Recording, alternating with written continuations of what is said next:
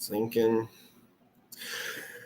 What's up, everyone? This is Isaac with Hunger Smash Fitness coming to you once again with my co-host, John, at My Block Strongest Man. And today we have some phenomenal guests. We're calling it the Whitebeards episode. I'm assuming, mine still has a little bit of color. Some of the others have less. We've got Big Bad Santa here. We've got the Sowards and Mikey, the Swelf, the Swole Elf, I guess. So there you go. So first off, before we get started, we'll just briefly mention John's and my channels. We'll talk about that. Let's get this share going here. And alrighty. So John, do you want to talk about your channel first, and then we can mention mine? I haven't really done a whole lot, so it'll be short. Yeah, absolutely. Actually, if you don't mind, Isaac, before we get started, I have a little shout out from a buddy of mine who is actually good friends with all these gentlemen. So Darren Zola says hello, guys. I was just talking to him offline. And for those of you who don't already subscribe or follow Darren Zola's podcast, it's One More Strongcast with Godzilla.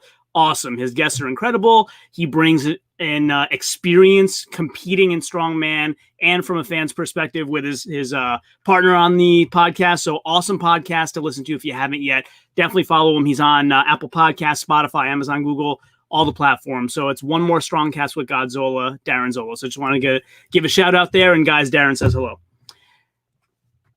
So yeah, back to my channel. So what have I been covering? World's Strongest Man. That's what there was to cover this past week.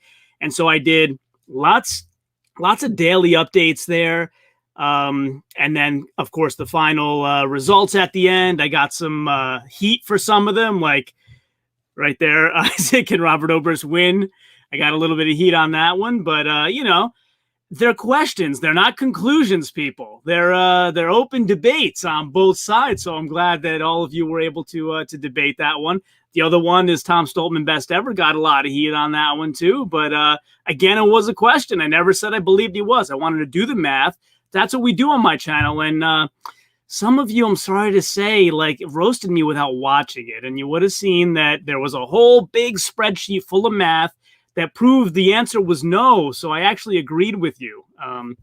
So yeah, we basically took the points earned out of the possible points in all the World's Strongest Men in the last 10 years. And I've recently expanded it to 20. So I'll be doing a live stream about that one soon too. And then the positions kind of change a bit. But for those of you that didn't see that one, Tom was 4th in the last 10 years of most points earned out of possible points of all finalists and all World's Strongest Men in that 10-year period.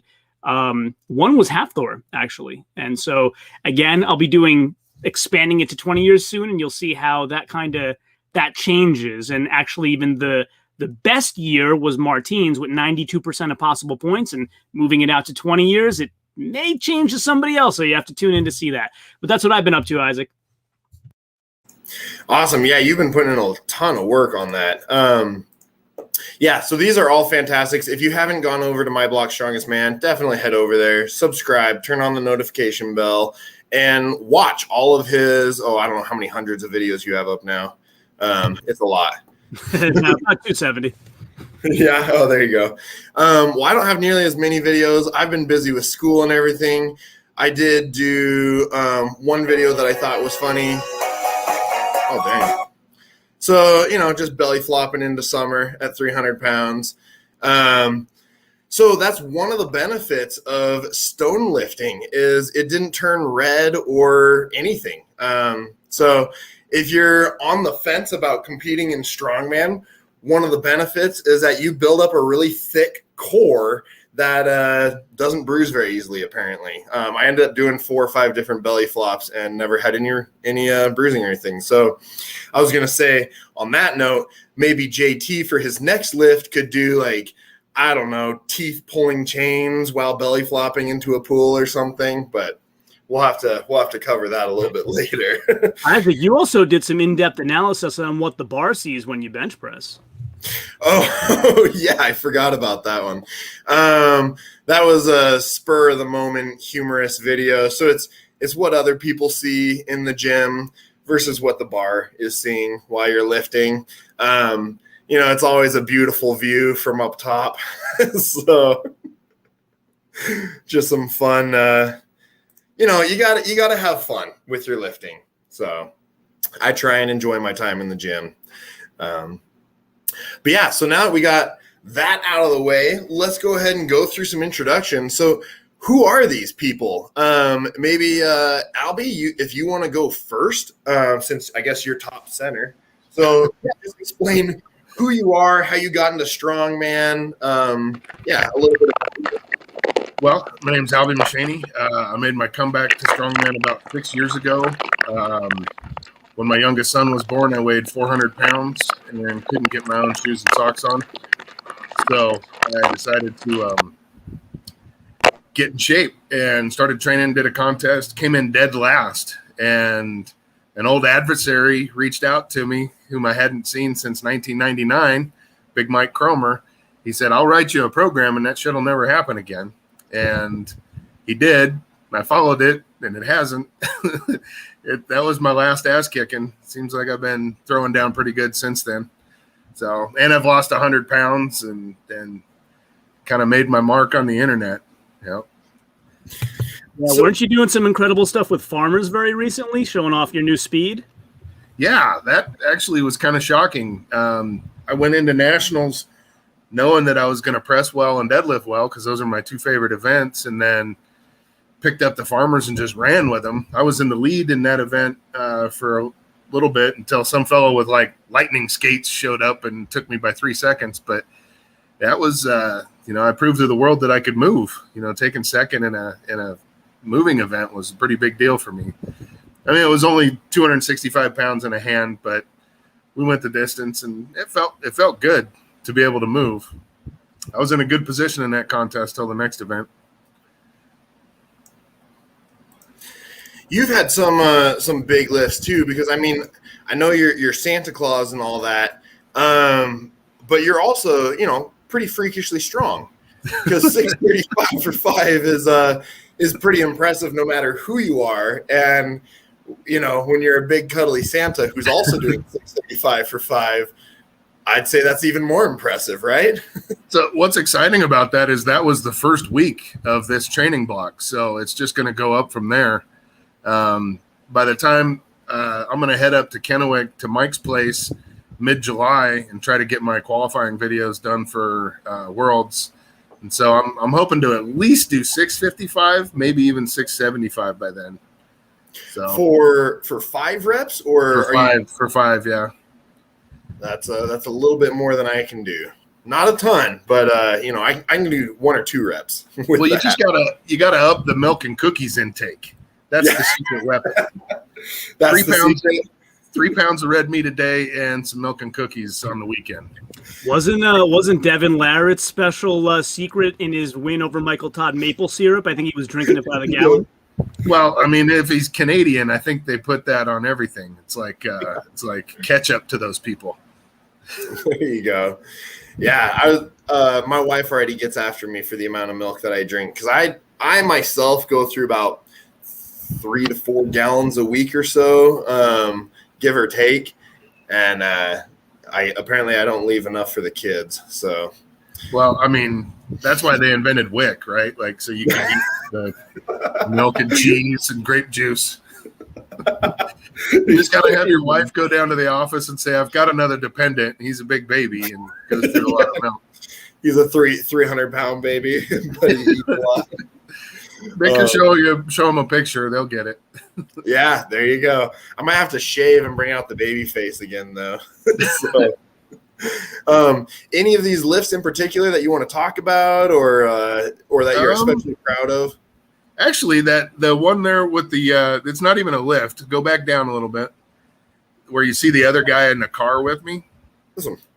This was like, I don't just post weightlifting stuff, but I was at a convenience store and this old timer was 40 cents shy on his purchase, and they weren't going to cut him any slack, so I gave him 50 cents. And then it was hot out that day, and he was walking with a cane and had quite a walk ahead of him. I'm like, well, you want to ride? And he says, sure.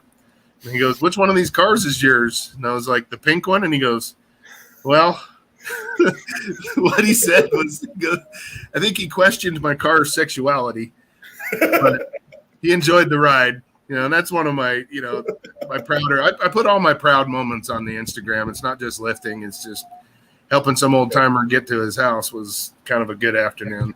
Yeah, I was just reading this one before we got on. That was really a touching story. It's awesome you were able to help out, but I wouldn't expect anything less from Santa. Well, thank you. Thank you. Then my deadlift video from Nationals was a good one. That was, I was disappointed that I didn't get the win in that, but I'll take a tie for first place. This one here? Yeah. Nationals looks like it was an awesome time. We actually had the crew on here recently, Phoebe and Willie and the gang came on. Liz was on here as well. So seems like it was a great time. How did it go for you? I tell you what, despite injuring my arm, and because going into the fourth event, I was half a point out of first place. And the next two events were good for me.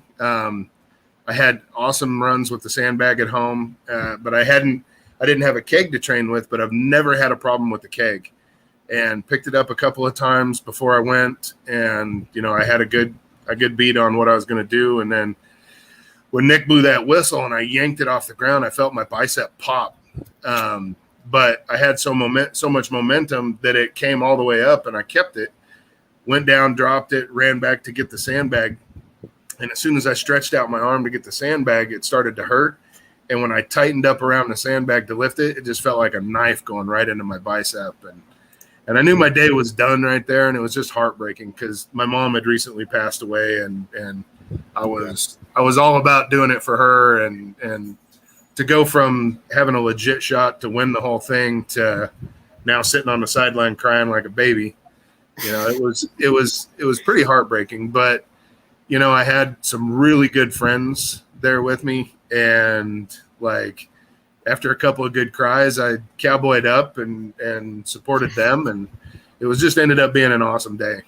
I wouldn't change the outcome of that weekend. I would do it 100 more times. Well, first of all, I'm really sorry to hear about your mom. Thank you. Yeah, but I was reading in another one of your posts. It turns out the injury wasn't too bad, right? So that's good news. Yeah, I don't know if I've got some kind of like superhero power thing going, but for the amount of pain that I was in, I expected there to be something really wrong. But the ultrasound showed all the tendons are intact, all the muscle had really good marbling, the lady said. So it was just some freak thing, and maybe a good strain or something. But man, given that pop that I felt and the amount of pain that I was in right away, I just knew it was going to be worse. But I'm thankful that it wasn't. Like, so many prayers were answered, and they weren't my prayers. I had so many people just offering support, and it was just unbelievable to me how many people just came up and like hugged me, and told me how sorry they were for how it ended. And it was just too much on the heart that weekend. Like, it was just a perfect weekend, even with an injury, that took me out of the running. I still finished 7th.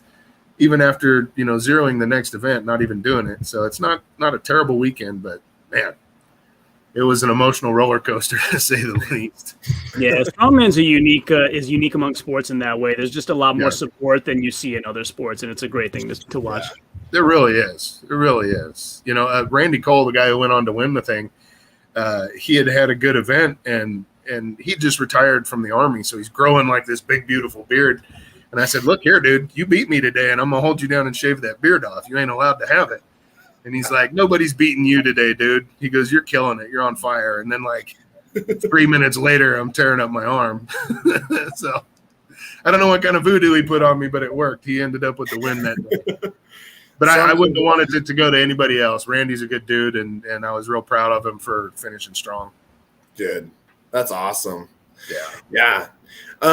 Well, maybe Jason, if you want to move on to you for a little bit, and then we'll give everyone a 10-minute time or something, and then we can kind of go for a free for all at the end. So Jason, what about you? How'd you get into Strongman, all that sort of stuff? Well, I'm 53 years old, and I've been lifting less than 4 years. So I'll just put that out there. So I didn't even get started until I was 49. But my knees weren't working. I was having trouble going up and down steps, getting up off the floor. Shoulders were banged up. And I called my brother up one day and I said, hey, if I start going to the gym, will you work with me? Well, I knew he went to the gym, but I had no idea what kind of dysfunction he had going on. And so I'm assuming you're talking about JT. Yeah, I'm talking about JT. Okay. So I ended up going to the gym that he goes to, and it just happened to be the gym where Chris Vaccio kept all of his equipment. And the only type of lifting I've ever done is strongman lifting, and it just grew on me. Fell in love with it. Started competing pretty quick. It didn't take me long to start competing. I did my first competition at age 50, and just took off with it from there. Is the basics. Got pretty banged up that first year. Got a hold of John Mauser, and he said, I can fix you. And he's been working with me, and so it's been going pretty good, but that's the basics how I got into it. I just was banged up, and thought that maybe developing a little bit of strength would help me out. John does his share of old time lifts as well, right? Oh yeah. I think what John does is he sits in this closet at Viking Performance at 3:00 in the morning, and he comes up with this stuff, and he says, hey, Sowards will do this, and it ends up in my programming, and so I think he has a good time with it. So he assumes the dysfunction is genetic. Is that what you're saying? Yeah, I think so. And he does some pretty dysfunctional stuff. Nice. But that's awesome. Yeah, it's interesting because I work. I'm a physical therapy assistant, and I'm going back to school right now to try and get my doctorate. Working towards my doctorate. But it's interesting working in physical therapy for several years. We would have a lot of people come in with knee pain and stuff like that. And it's really interesting because most of them just sit around. They never do anything. And as soon as you start getting them active, getting them stronger, they go from, being borderline ready to be operated on, knee replacement, everything else, to, maybe the pain doesn't go away completely all the time, but a lot of the time it gets to the point where they're like, oh, well, I can live with this. I can live a normal life and be functional and not have to worry about it. So it's pretty amazing how beneficial physical activity really is for you. Yeah. Well, one thing I was thinking about this earlier today. 4 years ago, I was having trouble going up and down steps. Mm-hmm. On July 10th, I have a squat of 525 for reps in a competition. Nice. So that's quite a bit of progress in a few years. Yeah, I'd say that's pretty good progress in a few years. Yeah. Yeah. Do you have any videos that you want to talk about in particular or brag about? Let's see here. See if there's anything that pops up at me here. I was looking at these two. I would love to try the oh man, those things are great. The golden potatoes. Yeah. So, John Mauser sent me a picture. He said, look what I got in the mail. And I said, I got half a pair. And, I looked them up. I mean, $30 and that included shipping. But, nice. I would say that the weight that I can lift with one of those is probably about what I'm doing with a Rolling Thunder. It's a really, really tough lift. Yeah, gripping something that looks like a potato. I've never found a 100-some pound potato that's that size, so I'm sure it's very difficult. It's definitely a fun lift. I'm starting to see those things popping up in the Arm Lifting USA competitions. So yes, yeah. I feel like a lot of these odd implements. Well, and I know because Juji Mufu, he's another YouTube personality, and he does all sorts of funky grip stuff, and I think he's really increased the popularity of them. So I think more and more people are starting to use just funky grip stuff to try and build their grip, I guess. Yeah, I think that the grip training is absolutely critical. I mean, yeah. If you don't have grip, I mean, how do you do a farmer's carry? I mean, how do you pick up an Atlas stone? I mean, Can I throw something in? Can I throw something in here on the potatoes? Oh yeah. Those are made by my friends Adam and Frank, and they live about 45 minutes north of me. And Mike's actually going to have them in an upcoming contest, crucifix hold. And so Adam and Frank, they got their own podcast, Couch Potato Strong, and they're good guys. They gave us some to use, and it's a hell of a grip implement. It's tough to hang on to. Oh my goodness! So you're gonna do a crucifix hold with holding potatoes? Yeah. Mike for like 50 pounds, 40 pounds or something, or We're talking like say that again. 25, 30 pounds. okay. Likely. You're kind of faint there, Mike. Can't hear you very well.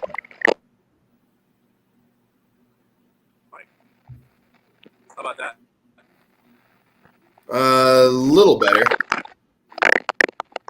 Good Lord. Right now. No, still the same. It's very crackly when you start speaking. At least you look pretty. That's always a plus. So.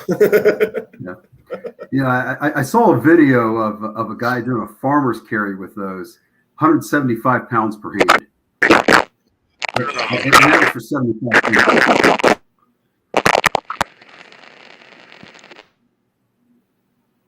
That's pretty impressive, though. The other thing, Isaac, that's really interesting while Mike's working on his audio, if you want to scroll down a bit, there is a post Jason has of doing a block press while laying back on an Atlas stone. That's pretty interesting. Not look enjoyable. This is probably a bit sketchy, but think about this. Think about the balance, the core strength that it takes to lay on that stone and press that block. And you also got to remember this, you can't have a spotter with it. There's no way to spot it, and there's not really much way to bail either. That's always a positive. When there's no way to get out, you have to make that lift. Yeah. I think the first time I posted a video of me doing this, Paul Mauser messaged me and said, when you drop that on yourself, you're not going to run my name and my cup or my brand through the ground, are you? Yeah. I can't remember his exact words, but oh man. Yeah. There's probably a video in there someplace that I clean and press the Mauser block by actually gripping the feet, the half-inch. I don't know how far down it is, but it's something that it's a little tough. But I definitely. Oh wait, stop right there for a second. I'm pointing at it like you can see it. Do you see the orange bucket? Nope, I don't see any fingerprints on my screen. Yeah. Click on the one with the orange bucket. With the orange bucket, this one here? Yeah. Oh man, there you go. That's a 69-pound hub lift right there. And that's pretty impressive. Yeah, I felt pretty good about that. And some this will show you some of the. I mean, that's showing the ability. But here's a way that I'll train some grip. I just take the idea of chains like you would on a bench or squat or any other lift, and add it to that, and then that's just flipping it up and just pressing it fingertips. But yeah, I was going to ask, for someone who's never done that before, isn't the 45 alone difficult to hub lift? A little bit.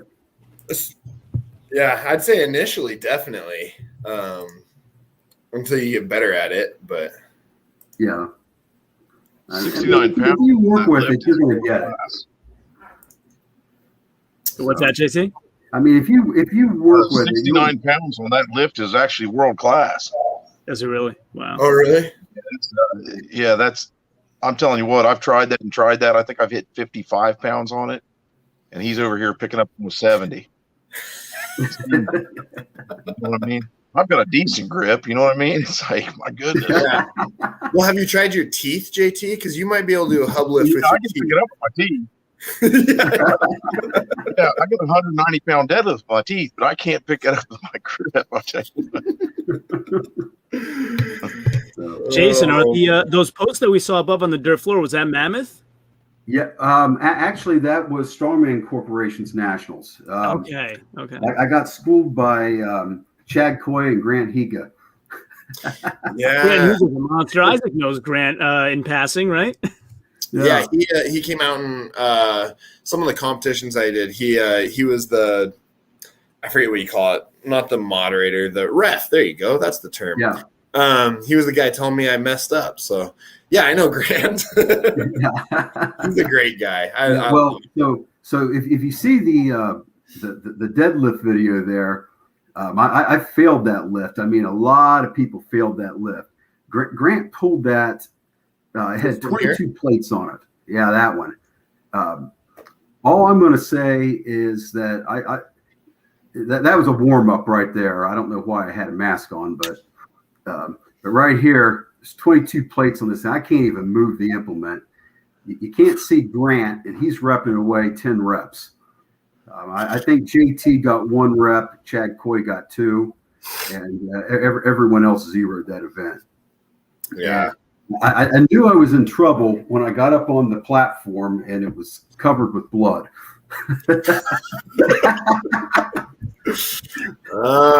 That's the trick. Yeah.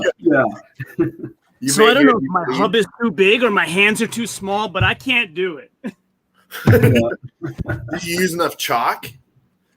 Oh, you got to use chalk, man. Chalk and ammonia. Chalk and ammonia. I'll get me some of that stuff. Yeah, you got to get the right type of chalk too. All chalk's not created equal. Listen, you guys are motivating me. I got to try. Yeah.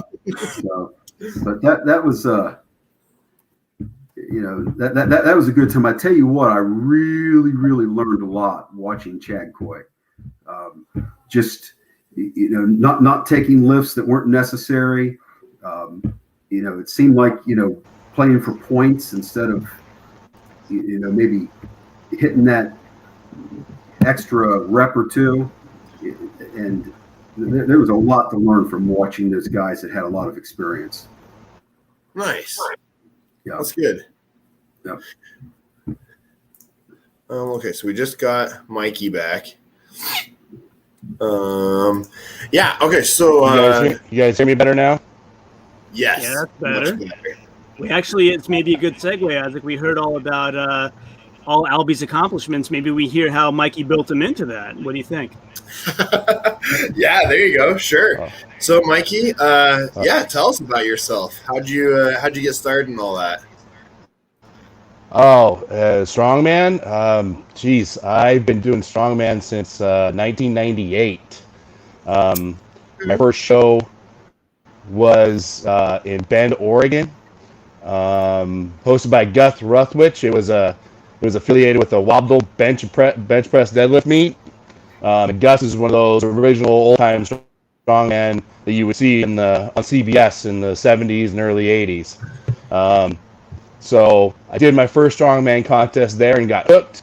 I came back for the second one he had there, and the vice grip Viking himself, Ode Haugen, was there.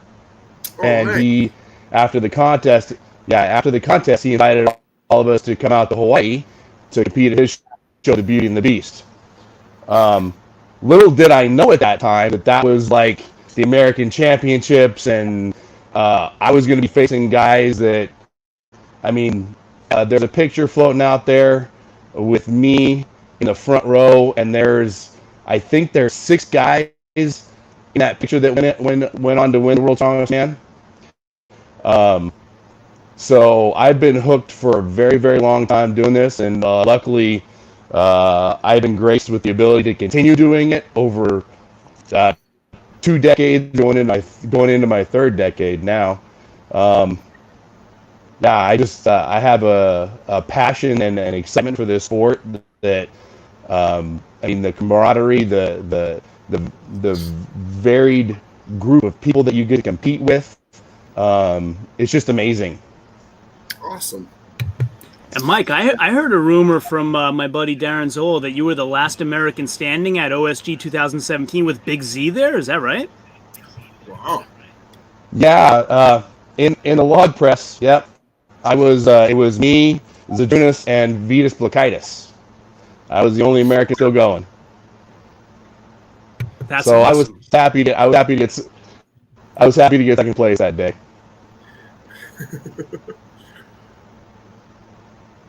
Yeah, that was. Oh, that. Yeah, that's the medley from USS that we just did, USS Nationals. I unfortunately, it's a kind of a bittersweet victory for me on this one. I've got my belt sitting back here behind me. I was the only pro that decided to sign up and show up on that day. So I was more there for putting on a little bit of a show and helping my my buddy out. Nice. Looks like we lost him, but I'll say, Oh no. he was the only one to show up because once he signed up, everybody else was scared. I don't doubt it. He said he was there to put on a show. He sure put on a show. I don't remember the last time he's been beat in a pressing it. Well, it was Big Z beating him because at 2019, at 2019 OSG, he smashed everybody in the Viking Press. Like, I got 5, Nick Best got 5, and I think he got like 14 reps with that. And they said it was 300 pounds in the hand, but it had 10 45-pound plates and 2 quarters on it. So I can't imagine that was 300 pounds. Are you back, Mike? I covered for you. Yeah. Oh, you talking about the Viking Press? Yeah. There was no way that was 300 pounds. That was pretty heavy. And, you know, I that's one thing that I've always been good at is pressing. So I've been kind of not emphasizing my press as much and working on my deadlift, which I've brought up now. And so I'm looking forward to getting to OSG this year. And I definitely want to run through all those weights all the way through 700 and not have to kill myself.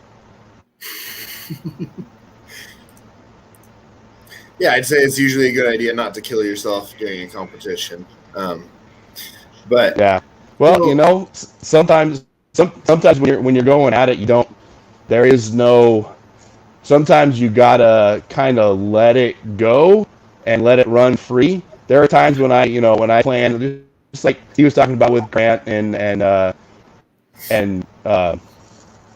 Chad earlier. You know, sometimes you play the game, you're not going to hit the numbers the guy in first place is going to get, so you settle for second. But sometimes when it comes to contests like OSG, I mean, it's Masters World Strongest Man. I'm not going to not pull the trigger on everything I can get. Yeah. No, I think that's understandable. I know Brian's talked about that a lot too, though, where like he's not shooting for first place in every single event. He's trying to place high enough so that by the end he has the points to win it. And I think you definitely have a good shot. If you're finishing first set, if you're fishing, second or third or even fourth, and you're doing that the whole contest long, you still have a good shot to, at the minimum, make the top 3. Because you're always going to have people that have the really good events, and then they're not so good at other stuff. So if you're good at everything but not great at one thing, you have a very good shot at winning a show. Yeah. Yeah, Brian this time around had to do a little bit of coming back just because of one event that didn't go so well at Titans Turntable. But boy, did he do some great coming back toward the end. Yeah, he put on a good show at the end. Yeah, people who are saying it's a disappointment because he came in second are that's just crazy talk. Like, if you look at his whole career, it's so impressive in every way. And I actually, Isaac, the math I told you I was doing, like when you expand that out to the last 20 years, if you discount Novikov, who's only been to one final, Brian has the highest percentage of points earned out of points possible for any finalist in the last 20 years. So anybody who thinks that there's any kind of disappointment in his career is just ludicrous. Yeah, the dude's he's a beast. He's on a different planet. He's not from here. And people don't realize. I mean, we're talking about the second strongest man in the world. It's not like it's a state show or what. It's the second strongest man in the world. That's the 1% of the 1% of the 1%. It just doesn't. It's a finite amount of people that can be on that stage. Yeah. Oh, definitely.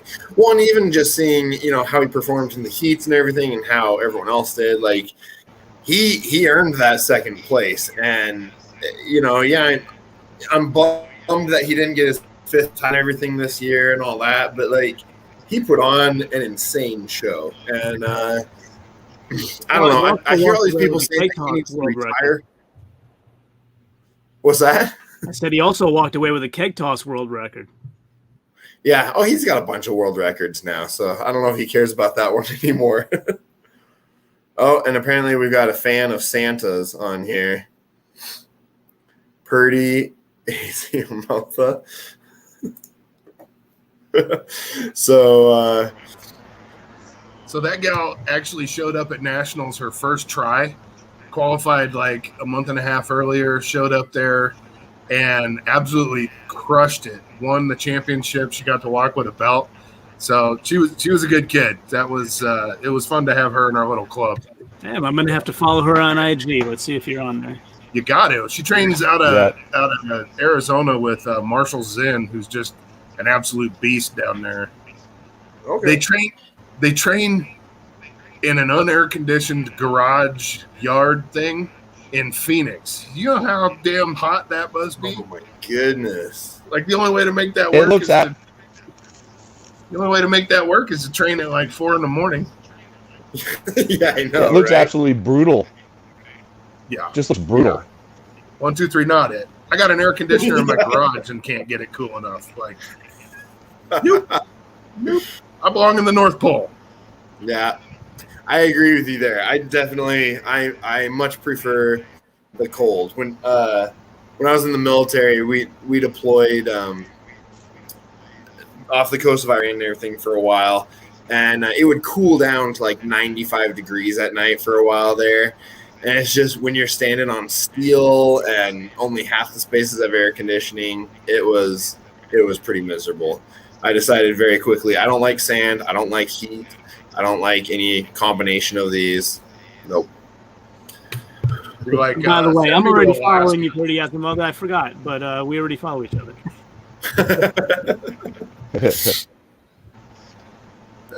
Oh, yeah, she says we are up early. So, well, Mikey, what else? You've had a pretty long career. Are there any more recent videos you want to talk about, or anything else? Other videos recently. So, which one? No, I said that was a mammoth post a little up above with the podium, I believe. Yeah. That was the podium one was the Nash show. That's my wife. Ah, cool. My ridiculously awesome wife. Awesome. And then She's there's there's another one. Yeah. Go ahead. No, I was gonna say, There's did you both competed? Yeah, we both competed. We both competed at Strongman Corp Nationals this year, just for the heck of it. Part of the reason I did it was because Chad and Grant were going to be there, and I mean, Grant and I go way back to like 98, 99. I mean, he would travel over from Seattle to come train with me, and occasionally we'd go over there. And then for a while, I lived in the area, and we would be up at 5 a.m. training. Grant is one of those guys, he's a 5 a.m. workout kind of guy, or with the way his family is right now, he's either 5 a.m. or he's training at like 8 or 9 o'clock at night.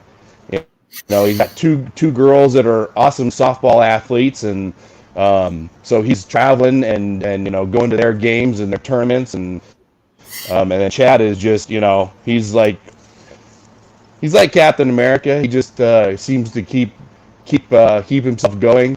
And they're both great guys to hang around. So we got to compete again together, which hasn't happened. Literally, I don't think it's happened since Beauty and the Beast. So 20 years ago was the last time we all competed together. As far as recent stuff I've done, believe it or not, I just posted a video. Was yesterday of me moving the yoke and the sandbag, and I've done something that my buddy Albie, he did a while ago, and I started working with Nathan Payton, and I have probably, I'm moving better now than I have in the.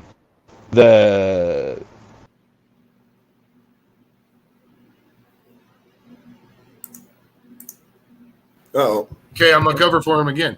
Better than he has in probably a decade, because Nathan trimmed 20-some pounds off of him in a couple of weeks. He fired up the diet plan, the meal plan, 2 days after we got back from nationals, and he's gaining on me. I'm down. I had reached 313, and I think he was down from 340 to 320 even. So. Wow. Even though he looks so much bigger and thicker than me, he's only about 7 pounds behind. So, yeah, I tell you, Nathan is well worth the investment. Anybody that has the means to hire that guy, it's just absolutely amazing. He's got my diabetes turned around, and he's getting Mike just absolutely scary. Yeah, for people that don't know of Nathan Payton, he works with Brian Shaw, he works with Travis Ortmeyer. I believe he works with Tom Stoltman as well. Am I right? Yeah, Tom and Yeah, and I think he's also working with Hawthorne stuff too, or is Hoff still on the vertical diet? No, he's got Eddie Hall dieted down to whoop Thor's ass. So I'm totally down to talk about that match. You guys want to talk? That after we let JT have his say, then maybe we can do the opinions on the Thor Eddie fight and all that sort of stuff. So JT, tell us about yourself. How'd you get started doing all? I mean, I don't even know if you compete, because all I see of your videos are you pulling your car with your teeth and all this sort of stuff. So. Yeah, I mean, to say it in a nicer way, for anybody looking for strongman innovation and creative ways to do things, I think JT is the prototype, right? You look at stuff that he does to get ideas on how to do things differently that might be exciting. That's what you look at right there. That was the other day. That was after my little bicep pop there, and I thought, well, I'll just pick up something with my teeth and my other arm, and I think I'm going to be okay, just like Albie was talking about that initial pop. I think I'm going to have a trouble picking up stones, but I tested my deadlift today, tested my grip, and it looks like I'm going to be able to compete here in a couple of weeks. Yeah, I compete. I've been competing since 2017. One of Chris Voscio's, and I went over and did the Viking Highlander Masters. I came in first place in that, and then I came in first place in Moss Wrestling. And that got me an opportunity to go to the Arnold. And so I went to the Arnold, and of course I was 49 years old, and there's all these young guys in there. And I remember it was, I think it was, I can't remember. It was one of the guys that I competed against. He told me, he said, when you get into Moss Wrestling, it's going to be like, you feel like it's going to be fun, but it's going to be like getting a hold of a bull, and you're going to be riding a bull here in a minute, and that was the truth. So I got a hold of Ulyss Payne. I don't know if you know who Ulyss Payne is. He's one of the biggest dudes. I mean, within 1 second, he threw me in the air. And so I went airborne. So decided on the next, and this is at the Arnold. The next one, I decided to land on him. That didn't hurt him either. So the following year, that same year, I went against John Mauser, and John Mauser popped my bicep off. And so I healed up. I didn't get it fixed, but I healed up, and I decided I would just use my other arm, turn my other arm over for the next year, because I thought it was so cool to be at the Arnold with Ode Hagen and everything. And so I think I came in 5th place in 2020, but went against some tough guys. There's a guy from Denmark that he threw me the same way. But afterwards, Ode Hagen walks up and he hands me the stick, and he challenged me to a match. That was one of the greatest things in my whole strongman career, my short strongman career that I've had. And he beat me in 13 seconds as a 70-year-old man. 13 seconds. Yeah, he's a beast, to say the least. I mean, because what did he do? It was the Thomas 1-inch dumbbell for however many picks or something like that, and 3, I believe. I still contact him every now and then. I ask him questions, and he's always really wonderful and good to talk to and everything. So, but I started competing in 2017. I was 47 years old, and within 1 year, I made it to the World's Strongest Man Masters, and I got to go against Albie and Mike and Mark Felix and Vitas Potatoes and Ken McClellan, all those guys. Vaughn Sikorsky, Mark Bevins, and man, I was like around all these guys that I just admired, and I looked at Eddie Hall and I said, I don't know that I belong here, Eddie. And he pointed his finger in my face, and he says, if you got invited, you belong there. Well, fast forward, I said the same thing to Mike Kromer, and he told me the same thing. So pretty much, if you remember that, Mike, when we were training there at Pond. Yeah. Well, you got picked, you belong there. So you just a little confirmation from those guys. Oh yeah, dude, you earned it. Yeah, and Mikey, I'll be saying that you have a pretty crazy Moss wrestling story as well. Yeah, it involves my pop and my first bicep, thanks to Mr. Robert Oberst. We had been it was a San Jose Fit Expo, and Dimitar was down there. I think I saw Jerry Pritchett and a few other guys. So after we did a whole strongman show, the next day, Ode wanted us all to do Moss wrestling. So I jumped in, and Dimitar decided to bow out, and that's who I was supposed to go against. And the next thing I know, I'm up against Oberst, and we climbed down, we grabbed a hold of the stick, and kind of like Mr. Sowards, he ripped it out of my hand the first time, and I was like, oh heck no! So I got back down there, I gripped that thing, and we were about 15, 16 seconds into it, and it's pop, left bicep. It wasn't a complete detachment, but I was done for the day. Kind of unhappy about that. Still maybe a little bit bitter. I don't know. Yeah, but that's okay. Because to go along with that, I mean, after I did that, I did an exhibition. I popped it almost the rest of the way off, got it fixed, and then like 5 months, my first national championship at Strongman Corpus Masters Nationals at the first one they held at the Olympia. So I can't complain too much. Yeah, that's pretty good.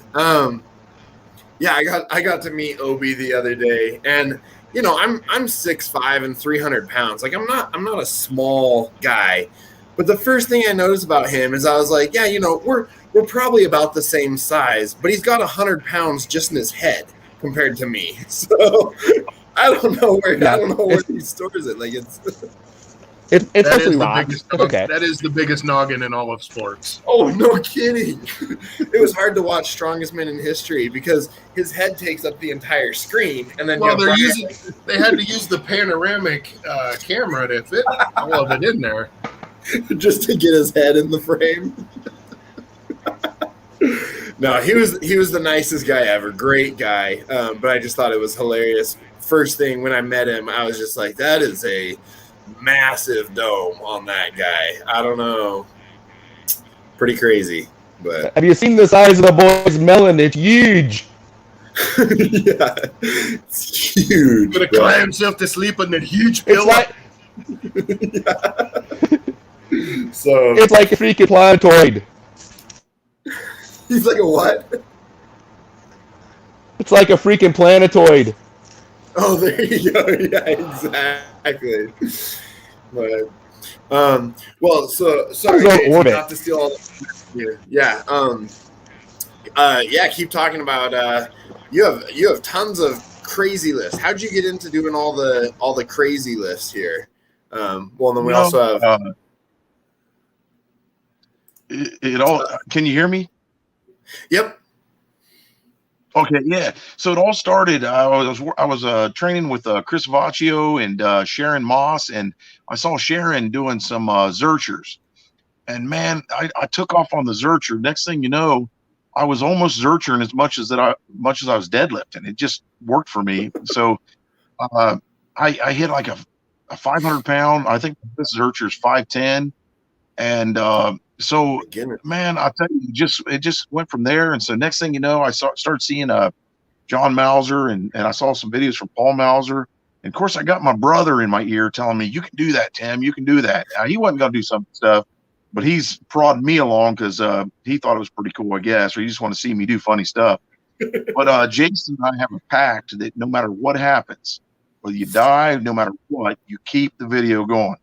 And so one time the bar, I had 2 bars. I did a front-loaded Steinborn with 2 bars. I don't remember the weight, but it was stupid. And so I had the bars, and they crossed over. And when they crossed over, it started choking me. Jason's still videoing. I'm going, help, help. One of those things, you know. I've done some conventional stuff, but I really enjoy, like that picture right there, the 705-pound safety bar squat. You know what? Yeah, that one right there, that was 705.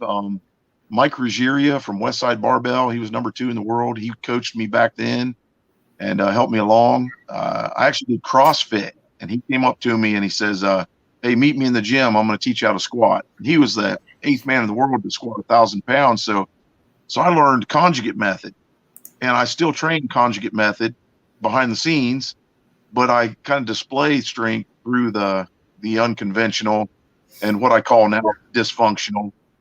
Like my self-loaded leg press. Steve Schmidt and John Mauser, the last time that I did it, we went up to 455 pounds, and I did that for 3 reps, but I think I'm ready for 5 more. So, Man. I'm having a ball, man. There are a lot of people like, why do you do that? I'm like, I don't know. I just, you know, I like, you know what I mean? I'm a little bit crazy, I guess. You know, so. Yeah. But one our buddy Tyler, he catches the streams quite frequently, so he was pretty stoked that you were coming on today. And I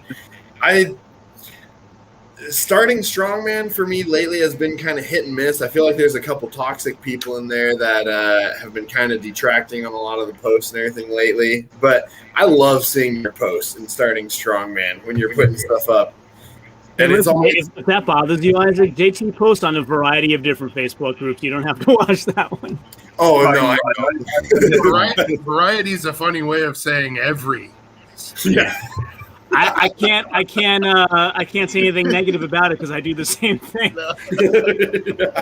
You just spam all over JT, Every once in a JT, while, my phone just when light we- up with 5 things. It's like, your friend posted, your friend posted, your friend posted. So JT, when we were at Strongman Corp Nationals, Yep. JT was doing his farmer's walk. Do you have that video, JT, somewhere, or is it on Facebook of you doing the farmer's walk and crashing right in front of me? I thought you were gonna die. yeah, you can find that on my Facebook page if you go to photos and then go to videos. That's a buddy of mine right there that I'm. Yeah, I thought he was more worried about did I. Yeah, he was more worried about did I cross the line? Not am I gonna die. It was a complete crash and burn. Nothing like a wreck on the farmers to ruin your day. Yeah. Oh yeah. How's that work, Albie? Yeah. That screwed me out of 2 different national titles. Well, one, like, I was having a good run at Worlds, you know, who knows?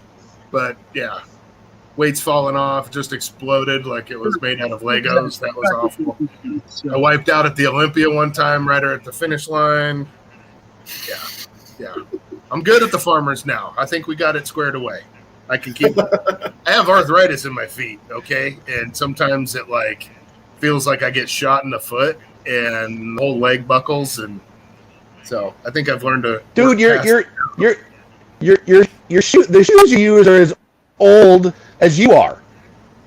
Well, I mean, they're vintage, right? So like old shit's always They're better retro. than There you go.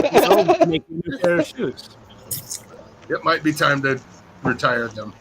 I've got a box of old equipment. Like, I've got a belt that was given to me by the great Doyle Kennedy.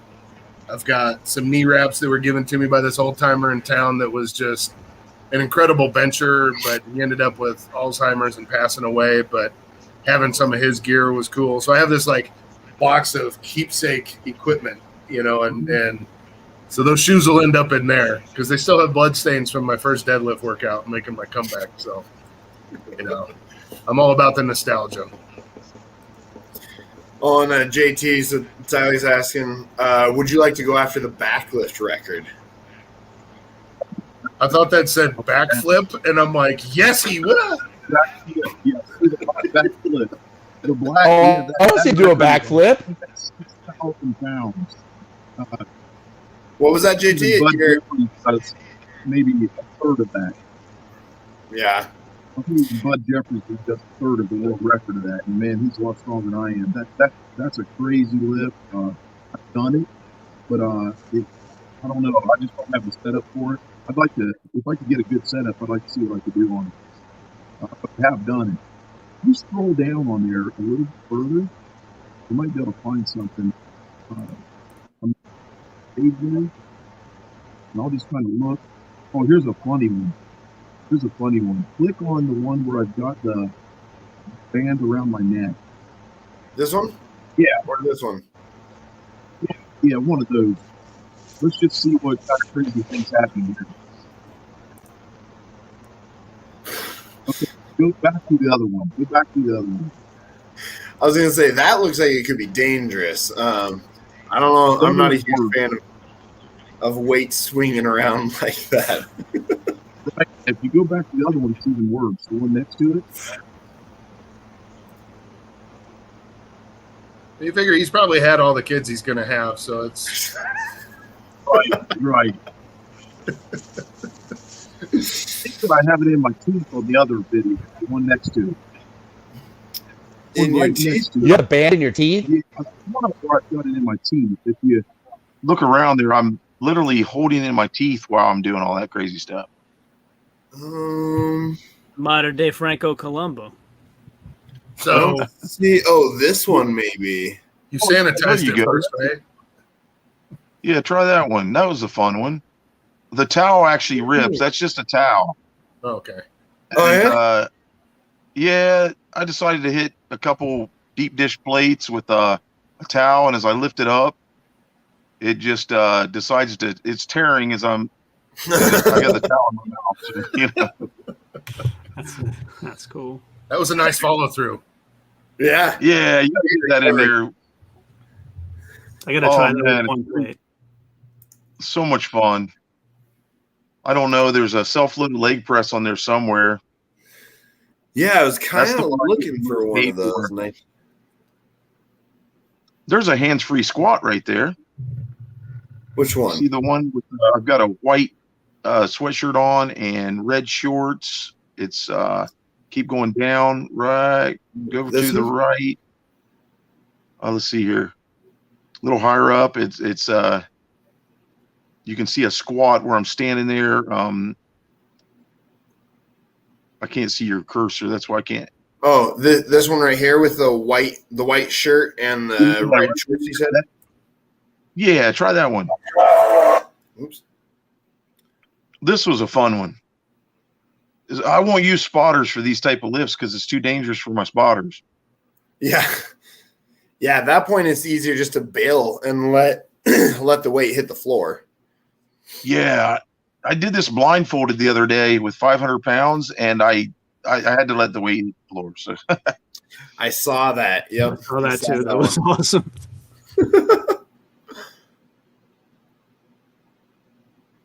Blindfolded is completely different because you're taking away so much of your sensory feedback. yeah, I don't know why I like doing all this stuff, but man, I love it. You know what I mean? Blindfold is also harder because you can't tell exactly where to rack it. Reactions. Pardon me? No, I was saying blindfolded is also harder because you can't tell exactly where to rack it when you're done. Right. Yeah.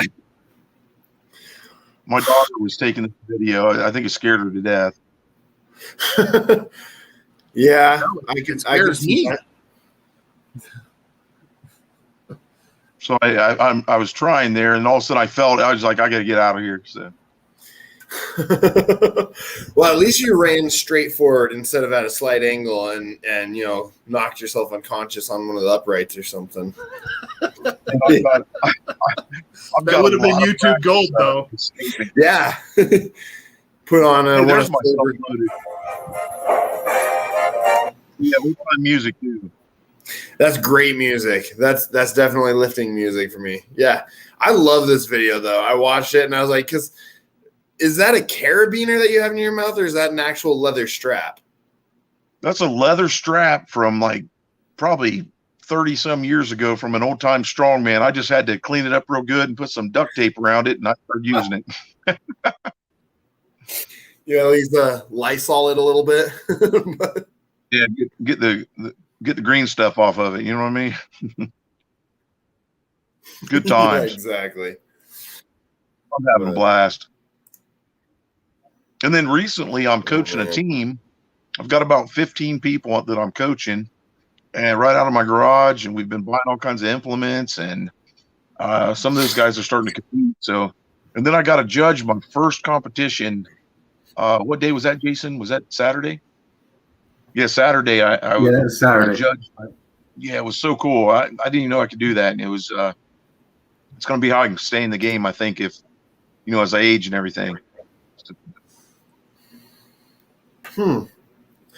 Oh, and then Tyler, I missed this comment. He says the Masters backlift record is around 3,200 and open is 5,400. So you might be able to hit 3,200. Oh, I'm sure I could hit 3,200 on that. I thought we were looking at 6,000, so that's a possibility. I'd like to draw everybody's attention to that towel and plate that were just hanging from Bro's mouth. Do that again. I got one plate. There ain't no way I'm getting two. All right, John, you got to do it again. Let's let me see. I can't figure out how do I make yours the focus?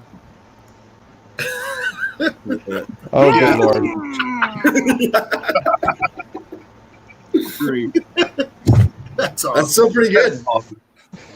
Oh, I guess I'll have to give it a shot at some point. I don't have any weights here at the house. I invite anybody on my block to try to beat that. I got a couple of 100-pound plates. We can. There you go. It's close enough, It's only the look on Mike's face is priceless on that.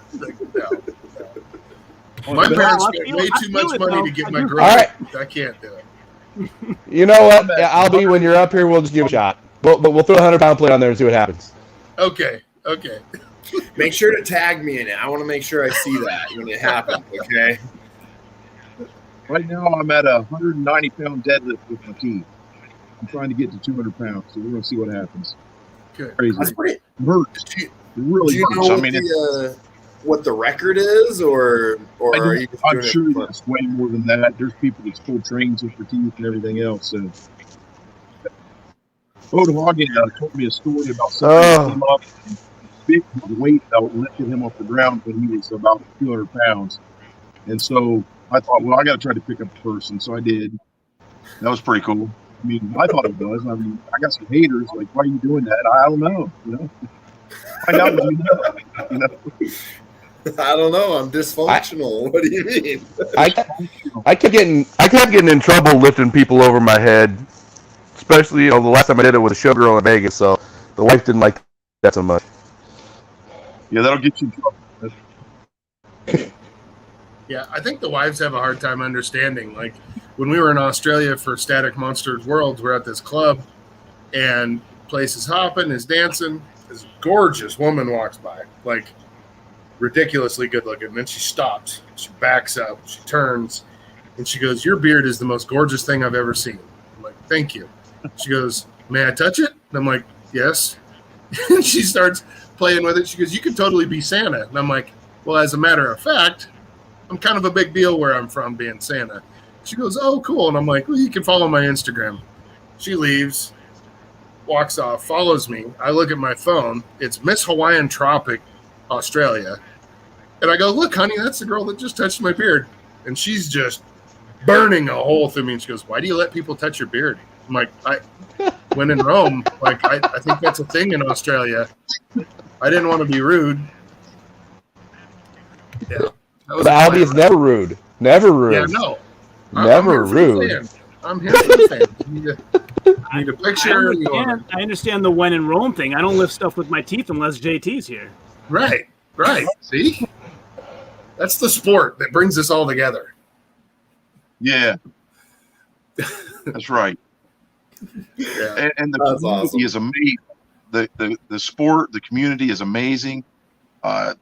Jason and I, we've competed against each other numerous times. He beat me in the North American Masters. He came in 4th and I came in 5th. And he beat me by 3.5 seconds. There's nobody better to beat me than my brother. You know what I mean? In a competition. I'm so proud of him. And yeah, he was keeping up with those pros with some of his stuff. And I wish I had a brother that I gave a shit about, but Mike's my brother. George Person's my brother. Vaughn Sikorsky's my brother. I take a bullet for those guys. This app hates me. That's all right, Mikey. At least you keep coming back. All right. You keep it the bunker you're broadcasting. That's me. I'm gonna keep coming back more and more and more. Should we do the motivational quote about whatever knocks me down makes me stronger? Yeah, there you go. Coming back till the Lord calls me home. Yeah. The best competition we ever had together was when we moss wrestled at Viking in 2018. Tell about that. What's that? No, you tell it. But right, so Chad was our judge. Everybody knows Chad. Chad Clark. And so I can't think of his last name all of a sudden. But anyways, Chad was our judge. He said that our match was the longest he's ever seen. He works right along with Ode Hoggy. We went for 3 minutes. Jason and I did. We didn't want. I wasn't gonna let him beat. He wasn't gonna let me beat him, and we went after it. And they said it was the longest match that they've ever seen, and they've been in this forever. I've got a video of that somewhere on my phone, and I ended up beating Jason. But man, oh man, both of us were just completely dead. And so that's how I ended up making it the Arnold, by beating my brother, But then he comes back in the North American Masters and he beat me. So we're about the same strength overall. He's better at the moving events. I'm better at the static events. Got to get better at the static events. He kills me on the farmers. I think we had like 305 per hand, 50 feet. At 53 years old, I thought that was pretty good. For sure. Yeah, You're saying you had 3 minutes moss wrestling? Like, a lot of moss wrestling goes a couple of seconds. That's amazing. Yeah. It was well over 3 minutes. I ended up tearing Jason was training in the next meet, or the next comp, or the next event against Haig. Yeah. Tore him out, and then he went against this other guy that I beat, and that guy beat him, but it's because he had a torn hamstring. So, yeah, We've been beat up pretty bad. What's that? We just keep going. Yeah. I'm not going to quit. My Is that biceps a- right now. I'm going to compete here in 2 weeks. So I'm going to be going against Jason again. So we'll Yeah, see we what have happens. competitions coming up. We're going to do back-to-back competitions July 10th and July 11th. So I'll let you know on July 12th how that goes. If I can walk, if I can. But both of these will, the one on July 10th is pretty heavy. And Yeah. So yeah, I think we have stones. What is it? 310, 340, and 370. And that's for masters. Yeah, I'm possibly bowing out of that one with my bicep. I just got to do whatever I can do. Just put enough tacky on there. It'll stick. I'm going to put in where I can. I'm not going to take any time off. You know what I mean? Yeah. I can't. I'm 51 years old. I don't have time to take time off, really. You know what I mean? So earlier we mentioned the Thor versus Eddie fight. So who are each of your picks and why, I guess? I think we heard Santa's pick, but why don't you go again? No. Remind us. It's like this. You know, I like Thor, but I can't imagine him have ever been in too many scraps. And Eddie kind of grew up on the hard part of town and was a doorman and a bouncer. And I have a feeling that, you know, Eddie's record is probably like 70-10, you know, and Thor's probably been in like 1 or 2 fights in his life. I mean, if I just had to play the odds, I can't imagine anybody picking a fight with 6'9". But, you know, the way Eddie runs his mouth, I'm pretty sure he's probably been in a scrap or 2. And I just think I think the fight goes to the more seasoned hands. Yeah, but certainly no biggest odds maker. Did you watch Eddie's video that he just put up where he's punching the power block or whatever? It came across my thing as I suggested, but I don't spend a lot of time on either one of them. If you're not competing in strongman, you're just a sideshow to me. So I'll watch the lifting videos, but yeah, he did, because he did put it up, and he was I think he was only like, because the world record is like 129,000 units or something. It has this weird calculation where it does speed plus force, how much force it hits it with, and then how much compression as well, so how much follow through basically. Yeah. And it does this weird calculation. And so the record's 129,000 whatever units, and Eddie was at I think he was at like 113 or something like that. I certainly don't want to catch one of those. The guy moderating it was saying that most like heavyweight boxers are coming in at like 60 to 70,000 units. Yeah. And so it's like, so Eddie's coming in with almost twice the power of what a normal heavyweight boxer is bringing. Like, I don't even feel like watching Eddie do that. Like he was putting all his speed into it. He was trying to aim to really hit the pad in the center. He wasn't throwing it as fast as he could either. Right. Yeah. I feel like if Eddie had a little bit more technique training, he could very easily, apply more power, basically. But it takes a long time to be proficient in a sport like that. A lot of people just think it's swinging, for the fences. Yeah. There's so much to boxing, and it's so much more than people realize until they get in the ring. My hat's off to both of them for trying something new and to fill up their bank accounts, but in the end, you just want to watch them lift and dominate and win titles and stuff. But, Well, I mean, if someone was offering me 6 figures or whatever to go and throw hands with this other dude, and I was allowed 1.5 years to prepare, like, yeah, sure, I guess. Might as well. I already won the title that I wanted. Like, might as well make some extra moolah and be set. But that's one of the things that I respect about Brian Shaw. Like Eddie and Thor did everything they could to get to the top, and they got to the top and did their thing and they were done.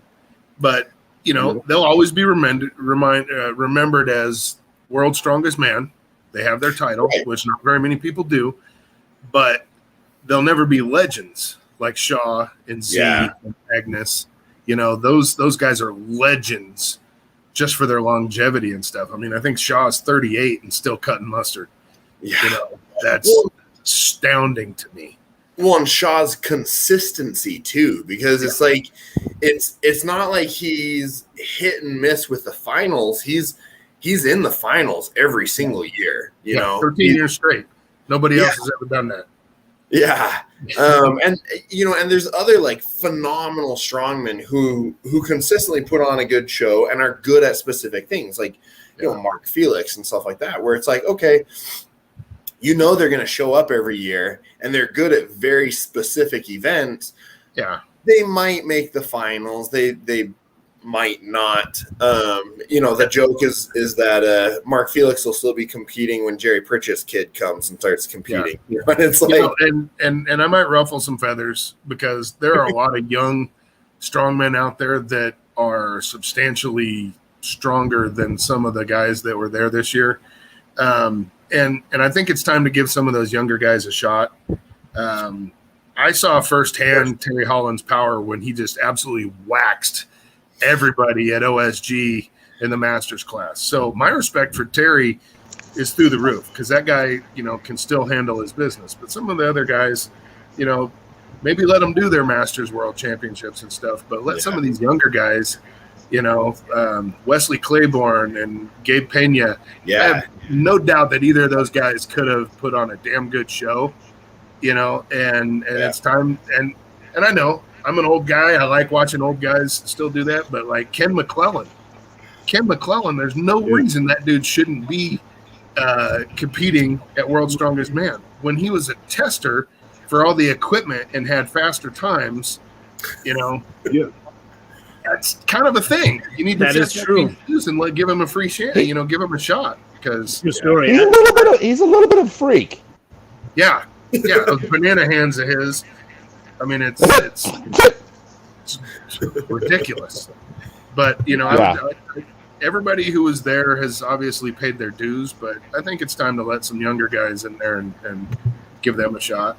Wes Claiborne definitely should be in there. I don't know who I would pick to come out, but Wes Claiborne is so impressive in so many different lifts and so many different events that I think he might not be quite as vocal as some of the other guys and doesn't get himself the attention, but from a what he can do standpoint, he absolutely deserves to be there. Yeah. And then, go ahead. And that's where like Evan Singleton has an advantage because that guy's front page news all the time.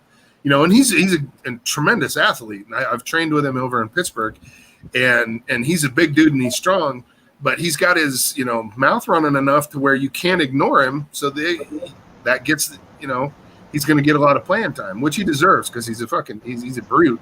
You know, he's just an absolute freak. Yeah, I wish he didn't get. I wish he wasn't sick this time around. I was actually like, I had predicted him to do better, and I think he would have if he wasn't sick. Yeah, and that goes back to like. Brian Shaw packs all his own food. He eats the same stuff there that he ate at home. And I know not everybody has that in the budget, but man, what a way to do it. Better than vegan burgers or whatever it was. So. Oh, that's horrible. It's just ridiculous. I was talking to Laz about that, and he said he hopes that was just one menu option and not the whole menu. I'm assuming it was. I'm assuming it was just an option. And well, like so, Nathan, and I'm sure Mike's the same way, but he's got me on 3 pounds of meat protein a day in 8-ounce servings. So, you know, eating 3 pounds of meat a day, and then you show up for the greatest spectacle of your sport and get handed some mushroom veggie soy sauce thing and think that you're going to like put out to the best of your abilities. That's just that does not compute. Yeah, does not compute. By the way, I have something to say about Gabe Pena too. Gabe was on my show. I interviewed him. One of my best interviews ever. Great guy. He was really under the impression that he was first alternate for months, right? And so like. And I gotta say, like, from my perspective, it seems unfair. He got there, he was an alternate. Alternates are not guaranteed to get in. But when an opening opened up and they brought up the hard issue from last year that he's been cleared of as the reasoning, that didn't really seem to jive. And also they kind of put him, gave him a chance to get extensive testing through all of their expert doctors that were on staff there, which is awesome. And he passed all that, and he still didn't get in. So I'm befuddled on that one. I really wanted to see him compete. It sounds like he was ready to and cleared to. So I don't know what happened there. Yeah. And there's a lot of behind the scenes stuff that goes on, and maybe they just liked the other guy that was next up. Who knows?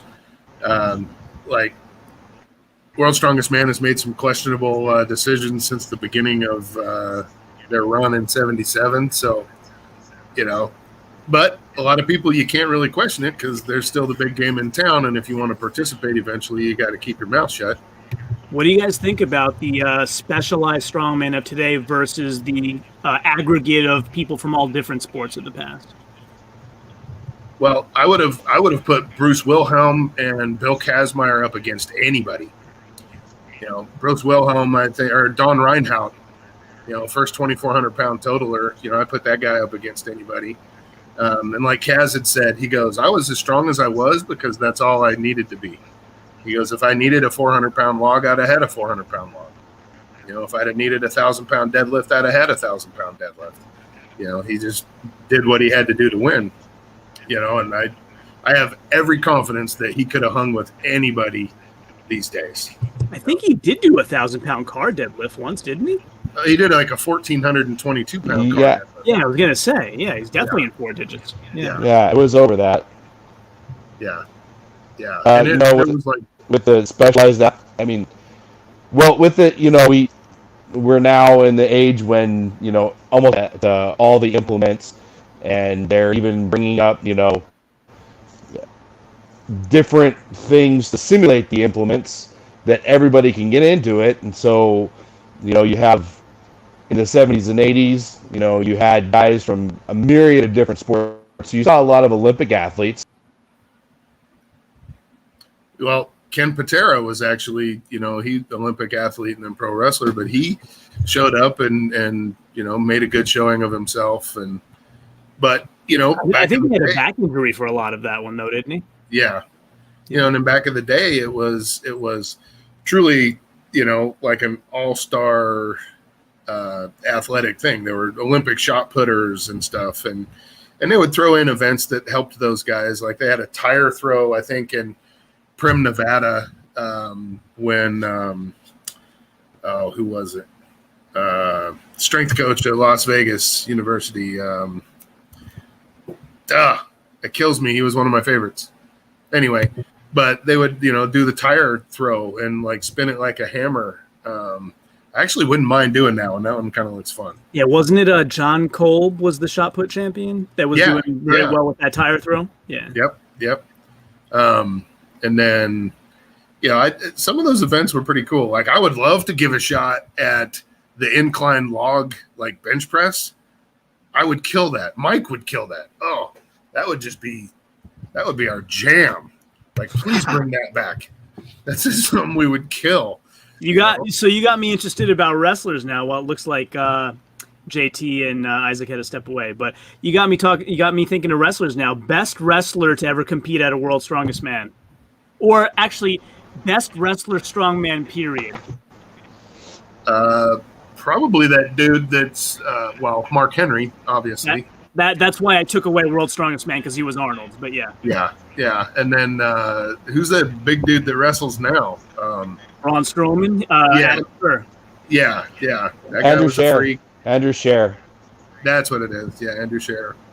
But yeah, and Mark Henry could have easily been like the Z of his day, because he was a powerlifting champion, Olympic lifter, an astounding, a pretty good Olympic lifter, and then winning the first Arnold. That guy was on his way. But again, filling the wallet, it makes sense. He went to work for WWE, and now he's not going to work anymore.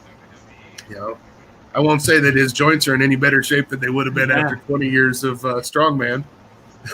Yeah, we've talked about this before. Like I used to watch wrestling a lot years ago, and when I saw that, I thought, that's World's Strongest Man. That's his gimmick, right? Yeah. And it turns out that when he went to compete at Arnold, Vince McMahon told him, "You have to win, or else you're fired. It's going to ruin your gimmick." So turns out he was indeed, at least as far as Arnold is concerned, the World's Strongest Man. Yeah, Yeah. And, you know, a lot of people, and I'll go off topic here. A lot of people, when they argue that Mariusz Pudzianowski was the strongest ever, and I say, well, no, not even close, because Big Z won 8 Arnolds, and Pudzianowski didn't even podium there. You know, and the Arnold is a much more accurate test of strength. Like, everything there is heavier than everything at Worlds. So, you know, I would put even Derek Poundstone over Pudzianowski for winning 2 of them. So you're in the right place, because nobody on this show has ever said that Mariusz is number 1. Thank you. I was gonna say, yeah, I think we Thank had goodness. one in the comments before who said that Mariusz was one of the best. But other than that, it's He usually deserves a lot of credit. Don't get me wrong; he deserves a lot of credit, but he's not. Yeah, he's a not great above. strongman. Yeah. He's not above Z. He's not above Brian. He's probably not above Mark Henry. Or He's Kaz. not above. I wouldn't say he's above Kaz. Who else? Certainly not. Like, yeah. Certainly not. One of the years he won Worlds was with 265-pound farmers. There are chicks doing that now. Yeah, So- I was gonna say that's running weight for me. I can, Yeah. you know, that's what I can put dogs with. And- Yeah, I mean, you can only compete with what So you the have one- in front of you, but it doesn't make you the greatest, right? Right. Yeah. So the one thing I do regret is Yeah, go ahead. the one thing I do regret is we never got to see Jesse Morani compete at the World's Strongest Man again and see what he could have done. That would have been, I think he would have done well. He probably would have gotten a couple titles. He had some stuff to work on, but he was getting there. Yeah. Johnny Perry, the same way. That guy was an absolute freak. Like he was Shaw before Shaw. That guy was huge too. And, you know, it's just sad when things don't work out, you know, and good people go before their time. Yeah, absolutely. Yeah. But yeah, I mean, Isaac and I have talked to Travis Ortmeyer about this. I specifically asked him about the IFSA split, and he had a lot of choice words to say about why Mariusz is not the top of all time. Yeah. Yeah. Travis has some strong Competing opinions about stuff. Competing against also Rans, you know, doesn't really make you the man. Yeah. Hey, before the comments get too buried or anything, I was going to say we should answer this question. So Ty was asking, was the Moss Wrestling as epic as the Kaz and Capes tug of war? And I think he's referring to the one you guys were talking about between JT and Jason there. Well, of course. Of course. You mean more No. so, right? It was more epic. Yeah, more so. Obviously, anything that Kaz was involved in, that's way more epic than anything we've ever done. We were doing that on a low level and just enjoying the sport. So yeah, if the is the person listening in right now? I think he's still here. He keeps commenting. So yeah. Yeah, we had a good time and we had an epic battle, but no, it wasn't anything like the strength and the height of somebody like Kaz for sure. Nice. How many It's great that he asked. Kaz- It makes us feel good. Yeah. Here's the question for all of you. How many titles would Kaz have if they kept inviting him back when they should have? 6. Yeah. Yeah, 6. yeah. That's my I'd say 6. number too. I would go I don't know 6. what you guys think, but that's also my number. What I think it is. Yeah. Definitely. Yeah, I'm inclined to agree with you there. I think, yeah, that was pretty shady the way they pulled it off with Kaz. And, Yeah, it's and, terrible. you know, it was a European production, so, you know, it makes sense that they want to try to get somebody, you know, from over there to win the title. But, you know, in order to give something legitimacy, you have to have the greatest athletes competing against each other. You know? That's right. And when one is just so freakishly strong, it's like you don't uninvite him, you just find someone else. You know, I know. That's kind of that's a pretty or you make one. That's a pretty low response though. It's just like, well, we don't like you because you're too good at what we're doing. So Yeah. we're It fine. doesn't make sense. What if the It NBA doesn't made make Michael sense. Jordan sit out a couple of years because he Yeah. Right. Right. you know what? Take a couple seasons off, bro. Yeah. Yeah, you're too good. First of You're all, just too good. Let the major Lakers have a props, chance. first of all, major props to you for saying Michael Jordan and not LeBron James. Yeah. Come on, grow Hey, up. Grow up. I'm an adult. Come on. Are we all Me too, adults? brother. Me too. I don't even know shit about basketball, but I tell you, everybody knows who the greatest is. Like, everybody knows who the greatest baseball player is. Everybody knows who the greatest boxer is, which, by the way, that was Lennox Lewis. Everybody knows, That's controversial. That's debatable. That's controversial. Wins versus losses. I'm a boxing fan too, and everybody else would say Ray Robinson. So that's controversial. Well, yeah. I mean, shoot, you could even go. Who's the? He just whooped everybody for decades. It'll come to me. Duran. No. He'd show up to the ring like after playing basketball all afternoon, and then just wax people. Mayweather. Well, that guy too. But Yeah, anyway, let's talk about something I know. The names. You're probably talking about Pacquiao, but yeah, let's go ahead. Yeah, no. We'll talk about my favorite Transformer next. Sure. Is it Strongman related? We can. So Tyler has a couple other questions too. He says, "I love Wesley. I believe he can get the World's Strongest Man title. I go to the same gym as Wesley for my monthly strongman training. He's a beast." That's awesome. And then his comment right after. Yeah. Well, then his comment right after is, "The only problem is Wesley's height." Hey, So- Stumpy Reigns made the final and he was like 5'5". So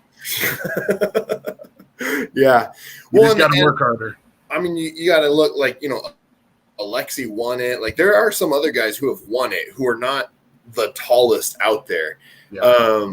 Wesley definitely has the strength. I don't know if he has the speed to compensate for his height with a lot of other events, but Then he knows what he needs to work on. It's like, yeah.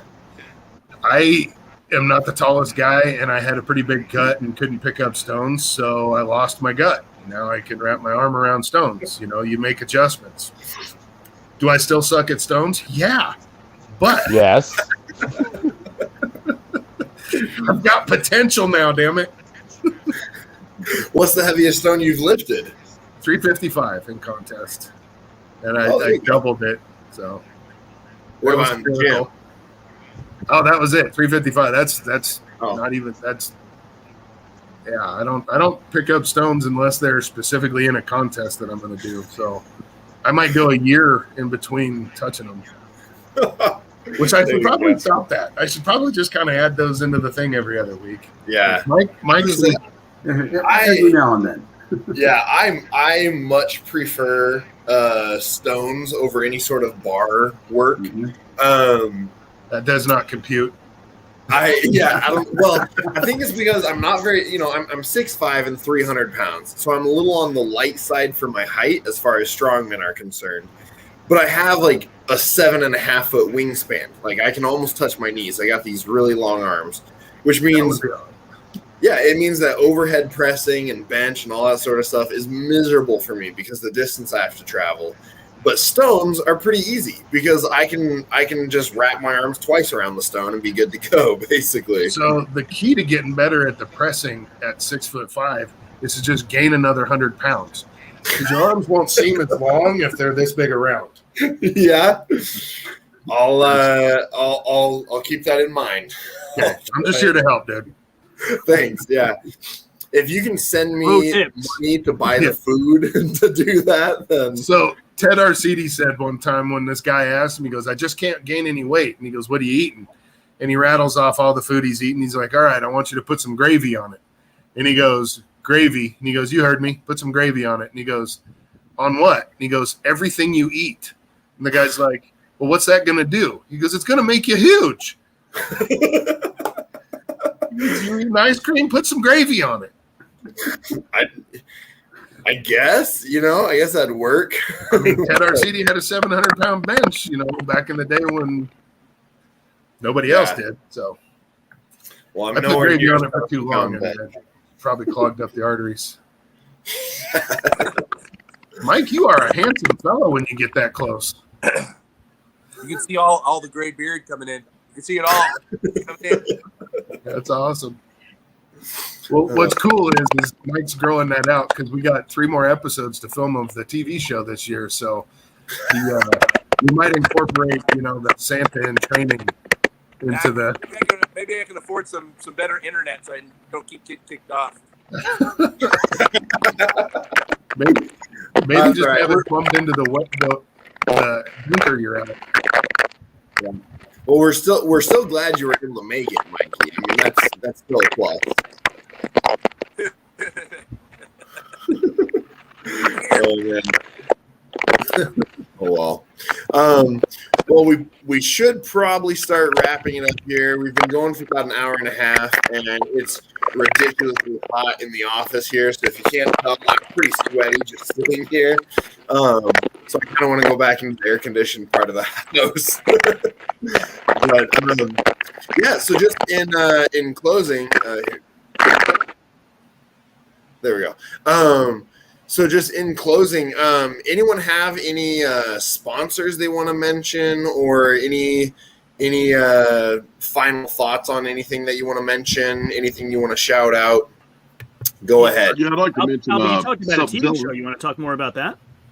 What was that? I'll let JT get out what he was going to say, and then I'll plug that.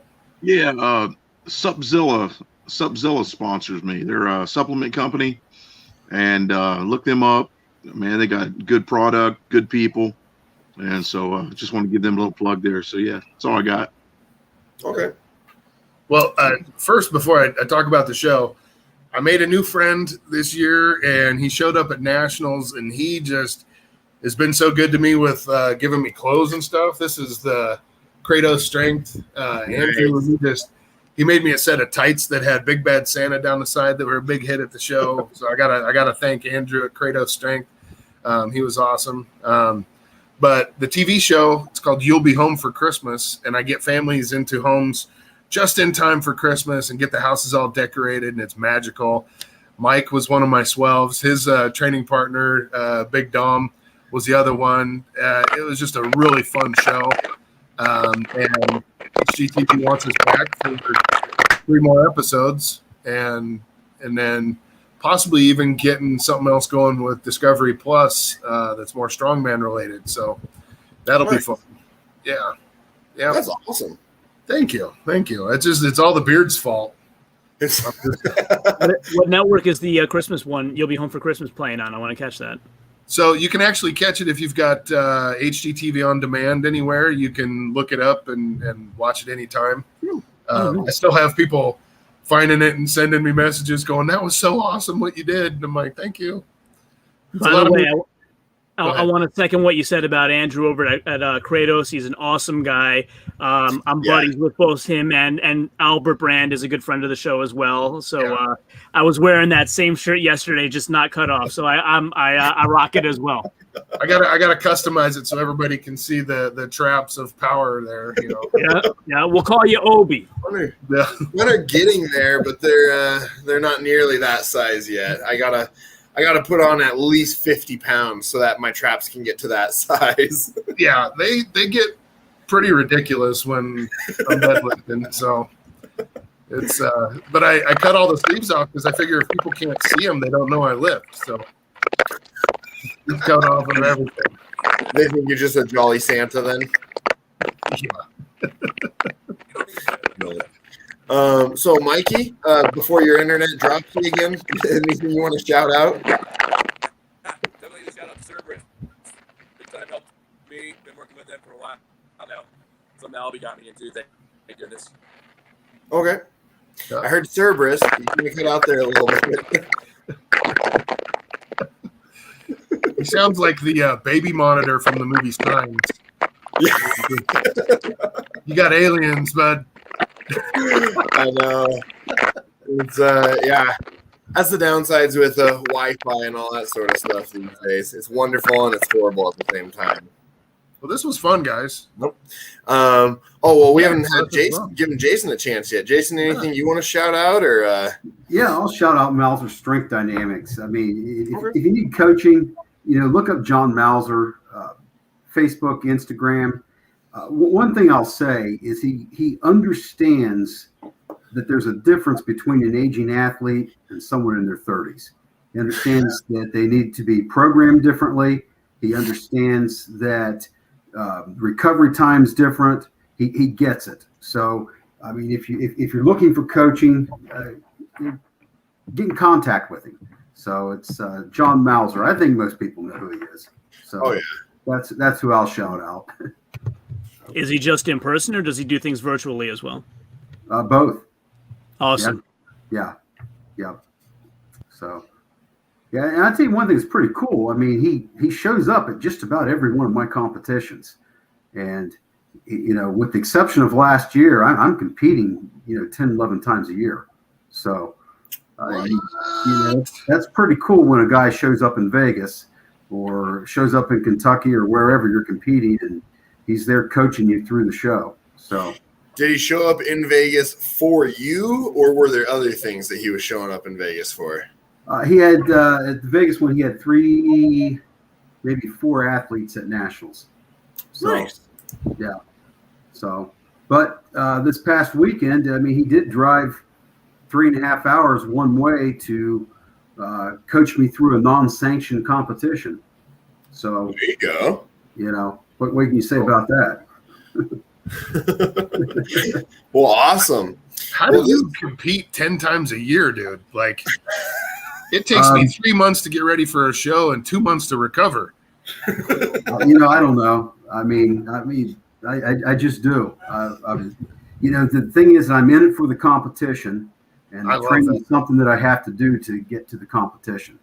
Yeah, I love it. I anymore. I just go to these contests just to, eat and do the after party and hang out with people. And it's like, as soon as I show up, I start looking for who's got the after party planned.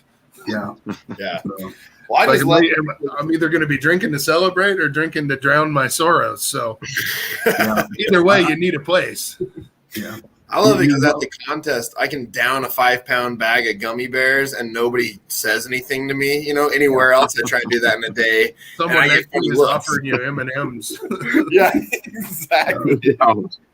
And in Minneapolis, the first thing Mike and I did was hit Walmart and buy an ice chest. So we rolled in there with our bags, dragging an ice chest full of food and drinks and fruit. Nice.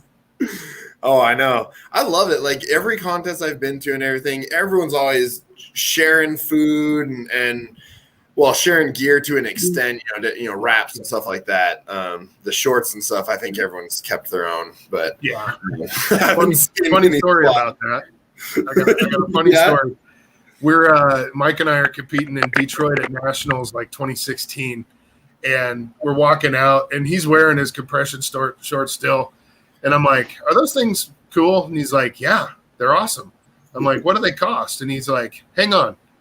He looks across the parking lot, drops his shit by the car, walks over, picks up a pair of drawers, and he holds them up to me and he goes, these are about your size. Finds me a pair of Ray-Bans in the parking lot in Detroit, Michigan. We're the only car out there. And I'm like, all right, I still wear them today. Oh, yeah? Take them home. Run them through the wash. I'm like, those are my panties now. Thanks, Mike. At least you ran them through the wash. Yeah, I mean, I'm not a germaphobe, but damn, those things are right. Yeah.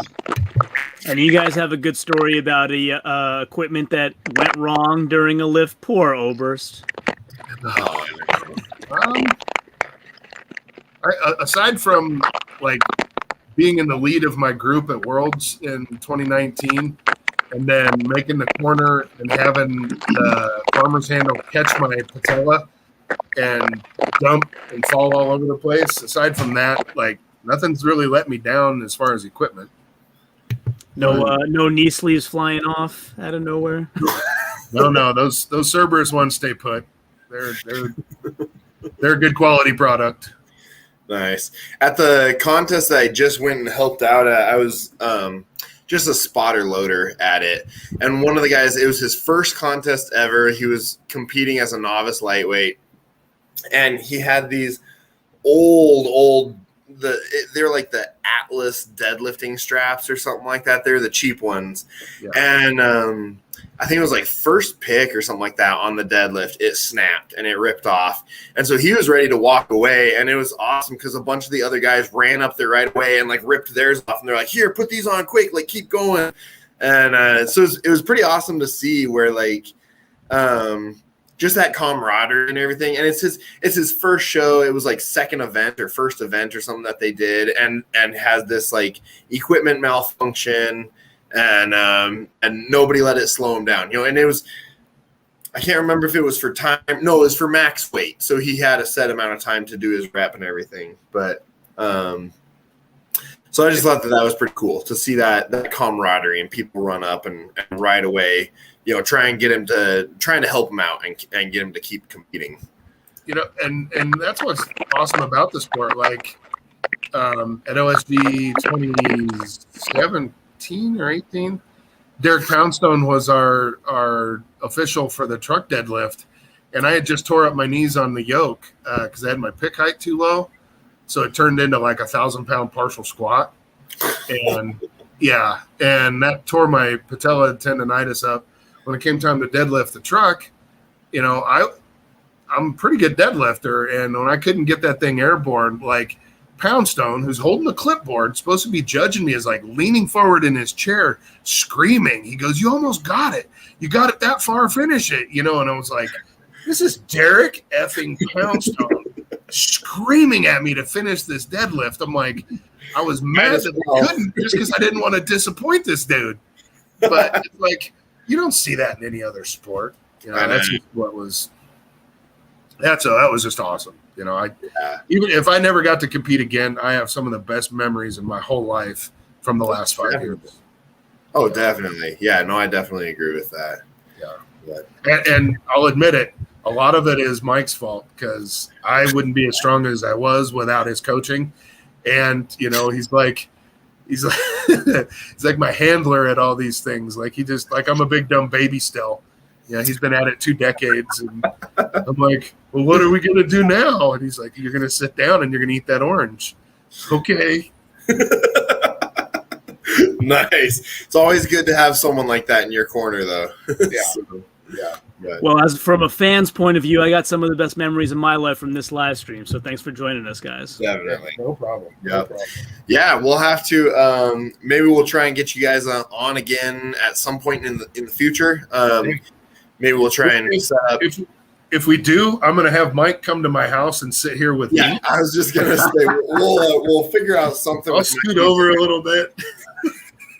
He can perch on your shoulder, just sit there and peek over your shoulder the whole time. I got the good Wi-Fi at the house. He just sit across the table. Nice. Yeah, it's a bummer that he keeps. I'm waiting for him to pop back up again, but not seeing him yet. So, but yeah. Anyways, thank you so much for joining us, and maybe a couple weeks or a couple months or something, we'll try and do Whitebeard's Part 2 or something, and get that going. And by the way, speaking of big babies who need some handling sometimes, with all due respect, Isaac always forgets to ask the audience to please subscribe while you're on here.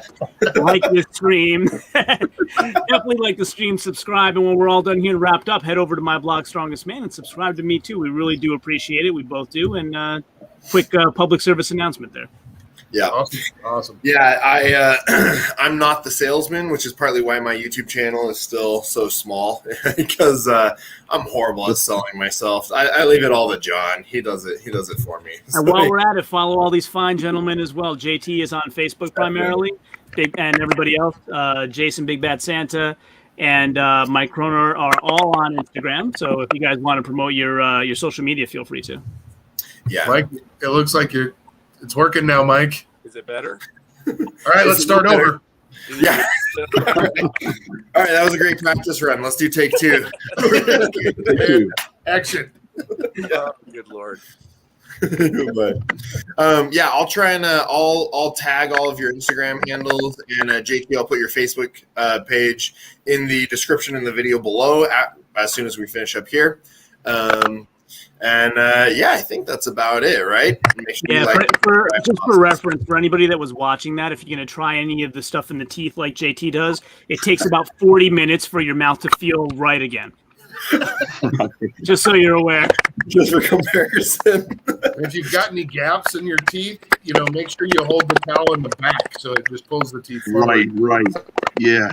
Now I've you're lost 2 teeth from all this kind of crazy stuff. Yeah. Are we going Freddie Mercury? Is that what's happening here? What's that, Mikey? Yeah, I've literally lost some teeth through all this stuff. So yeah, this is crazy.